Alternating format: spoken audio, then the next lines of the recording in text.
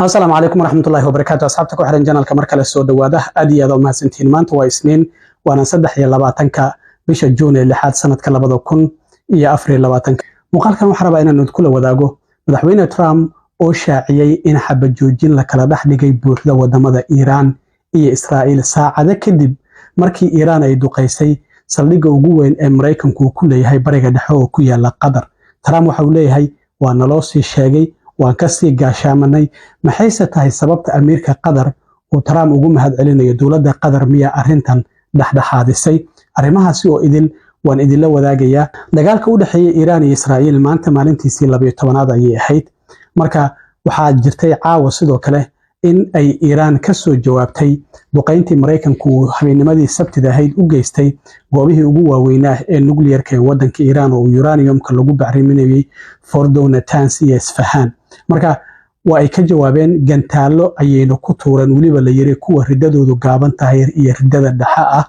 saldhigga ugu weyn ee Mareykanku ku leeyahay wadanka Qatar oo bariga dhexe uu ku leeyahay laakiin Qatar ku yaala waxaana la leeyahay ilaa 10,000 oo ciidamada ayaa joogo 100 diyaaradood dagaalka ayaa joogtay laakiin 40 kamida waa laga sii qaaday ciidamada xitaa waa laga yareeyay oo arintan waa la ogaa laakiin Trump waxa uu leeyahay Iran waa ay ka soo jawaabtay burburintii aan ku sameynay goobahoodii nuclearka ee Iran laakiin waxa ahayd jawaab aad u daciif ah waana ka hortagnay waxa uu yiri 14 gantaal ayay nagu soo tuureen 13 kamida dhulka ayaan soo dhignay midna waan iska sii daynay maadaama jiho aan qatar nagu ahayn oo ku sii socday marka gantaalkaasi meesha uu ku dhacay meel kamida dawladda Qatar miyuu ku dhacay lama oga waa dhacay laakiin ilaa hada qasaarahu geystay lama oga laakiin waxaan ku faraxsanahay yiri inaan shacabka Mareykanka u sheego aan idin ku wargeliyo in qof Mareykan uusan ku dhaawacmin isla markaana wax damage oo aad u weyn oo san noo geysan waa laga yaabaa in damage jiraan laakiin wax weyn nooma geysanin ayuu leeyahay waxa uu leeyahay sidoo kale waxaan rabaa dawladda Iran inaan uga mahad celiyo in digniinta ay nasiisiyeen arintan ma la isku ciyaar akhyaaray waaba naloo sii sheegay ayuu leeyahay marka digniinta ay nasiisiyeen taasi oo ka hortagtay ayuu leeyahay suuragalnimada in nolol fara badan lagu waayo meena ciidan nooga dhinto isla markaana in dad kalena ay ku dhaawacmaan sidaas darteed ayaa waxa uu leeyahay laga yaabay in Iran hadda ay diyaar u tahay in nabad ay qaadato iyo isku duubni gobolka ka dhalata sidoo kalena waan ku dhiirigelinayaa Israa'iil sidoo kalena inay samayso marka Trump wuxuu leeyahay Iran way noo sii sheegtay gantaaladan markii ay soo tuureysay marka waan ka sii gaashaamanay oo meelihii la gali lahaa ayaa la galay cidna waxba ma aysan ku noqonin marka Iran hadda wuxuu leeyahay waa inay nabad qaadataa Israa'iilna sidoo kale waan ku dhiirigelinaya waxa xigay qoraal kale uu leeyahay waxaan doonayaa inaan u mahad celiyo ninka sida aadka loo qadariyo Ameerika wadanka Qatar waxana uu sheegay in uu sameeyay wax kasto awoodiisa si uu nabad uu gobolka bariga dhexe uu uga dhaliyo iyadoo waliba caawa la weeraray saldhigga Mareykanku uu ku leeyahay Qatar marka waxa uu leeyahay waxaan ku faraxsanahay in aan idin sheego in qof Mareykan uusan ku dhiman ama uusan ku dhaawacmin marka Trump markii qoraaladaasi uu soo qoray kadib ayaa haddana waxa uu soo qoray qoraal dheer oo ku leeyahay caalamka waa idin hambalyeynaya hadda waxa la joogaa xilligii nabadda oo far waaweyn uu ku soo qoray intaas markii uu soo qoray 2 saacadood kadib qoraalkan dheer ayuu soo qoray ku sheegayo in Iran iyo Israa'iil xabajoojin buuxda heshiis ah ay gaareen waliba qoraalka sidaad u muuqato waxyaabo fara badan oo waxa ku jira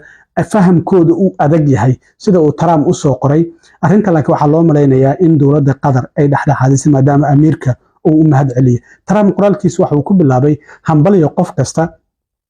waxa la gaaray heshiis buuxa ayuu leeyahay oo Iran iyo Israa'iil ay si buuxda xabajoojin ay ugu heshiiyeen 6 saacadood oo hadda laga bilaabo waa markii qoraalka soo qoray oo saacada ka hor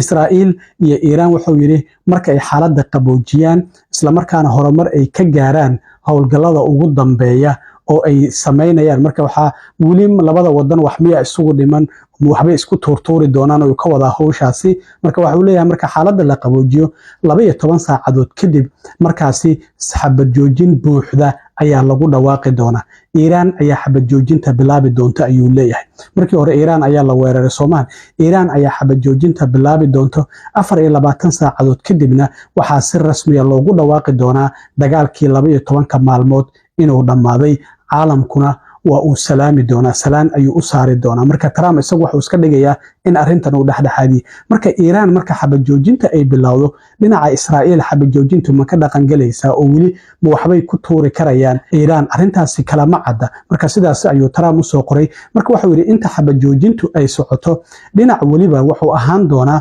mid nabad ah, isla markaana la isqadariyo. waxa uuna ka soo qaadi doonaa in ay wax kasta ay yihiin sidii ay ahaayeen. Marka waxaan jeclahay inaan u hambaliyeeyo labada wadan ee Iiraan iyo Israa'iil adkaysiga ay sameeyeen, geesinimada iyo weliba maskaxda ay ku go'aansadeen in lagu soo gabagabeeyo waxa loogu yeeray dagaalkii 12 maalmood. sidaasi ayuu soo qoray. waxa uu sheegay dagaalkan inuu muddo sanado ah socon lahaa, burburin lahaana guud ahaan bariga dhexe, laakiin ma aysan dhicin, mana dhici doonto. Donald J. Trump ayuu ku soo qoray, madaxweynaha Maraykanka. Marka ninkii Trump ahaa sidaasi ayuu leeyahay.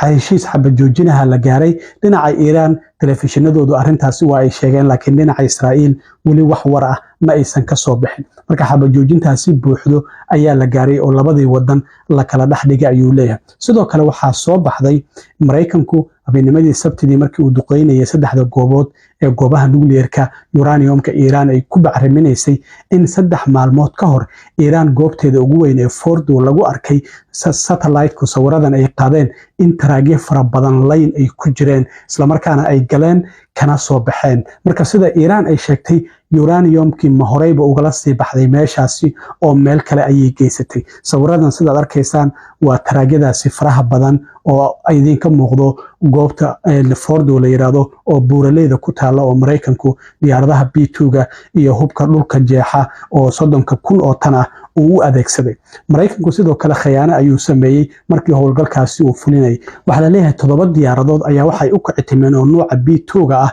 dhinaca wadanka Guam, halka 7 kalena jihada kale ay aadeen. marka waxaa la isdhahayay Guam ayay u socdaan, laakiin kuwan waxay aadeen dhinaca saldhigga Maraykanku ku lahaa badweynta Hindiya ee la yiraahdo Diego Garcia. halkaasi ayayna ka duuleen oo howlgalka ay ka fuliyeen. sidaan horey idinku sheegana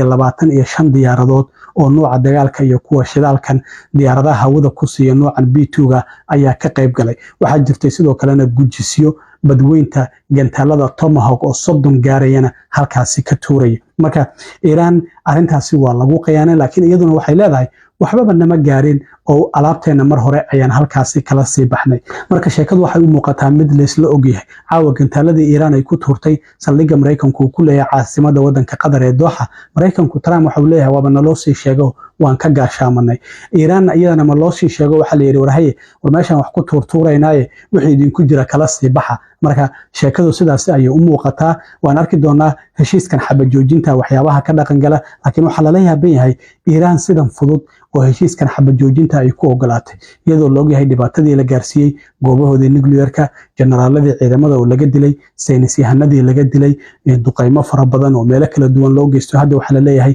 saldhiggii booliska Tehran iyo meelo fara badan ayaa Israa'iil ay duqeysay maanta oo u dambeysay. xabsi ayaa ka mid ah, meelo badan ayay duqeeyeen. marka iyadoo arrintaasi jirta in Iiraan sidan fudud ay xabad joojintan ku qaadato, iyaduna sidoo kale waa waxyaabo kale oo aad loola yaaban yahay. arrimaha ka soo kordha waa idila soo socodsiin doonaa. aad iyo aad u mahadsantihiin asxaabta. intaan mar kale kulmi doono waa saaxiibkiin Cilmi Waaro idinla sidaa iyo nabadgelyo.